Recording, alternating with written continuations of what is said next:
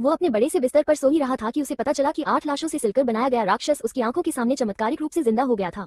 और भी अजीब बात यह थी कि राक्षस एक नवजात शिशु की तरह व्यवहार कर रहा था, लगातार उसकी हर हरकत की नकल कर रहा था और 47 टांगों से बनाई गई उसकी कलाकृति को देखकर खुशी से झूम रहा था। बाहरी लोगों को यह पता न चले, इसके लिए विक्टर ने राक्षस को तहखाने में कैद कर दिया। हालांकि उसे बेहद हैरानी हुई कि पलक झपकते ही राक्षस के शरीर के सारे टांके भर गए। दुर्भाग्य से जैसे जैसे समय बीतता गया, विक्टर को पता चला कि राक्षस सिर्फ विक्टर नाम ही बोल पाता था और कुछ और सीख नहीं सकता था। यहाँ तक कि मेज से उस्तरा उठाते ही वो खुद को लहूलुहान कर लेता था। विक्टर ये देखकर टूट गया। उसे यकीन नहीं हो रहा था कि उसकी सालों की मेहनत ने एक बेजान और बेजान उत्पाद तैयार किया है। लेकिन अगले ही पल राक्षस के हाथों के घाव तेजी से भरने लगे। तभी विक्टर को एहसास हुआ कि राक्षस में एक भयानक शक्ति है। स्थिति की गंभीरता को समझते हुए उसने जल्दी से राक्षस को तहखाने में बंद कर दिया। लेकिन जैसे ही वो वहां से निकला, एलिजाबेथ ने तहखाने से एक अजीब सी आवाज सुनी। ये जानने के लिए कि क्या हो रहा है, वो धीरे धीरे तहखाने में जांच करने गई और जल्द ही उसे एक राक्षस जंजीरों से बंधा हुआ मिला।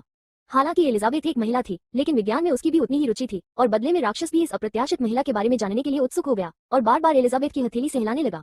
अगले कुछ समय तक एलिजाबेथ अक्सर तहखाने में राक्षस से मिलने जाती रही, क्योंकि उसने पाया कि यह राक्षस बिल्कुल भी अजीब नहीं था, बल्कि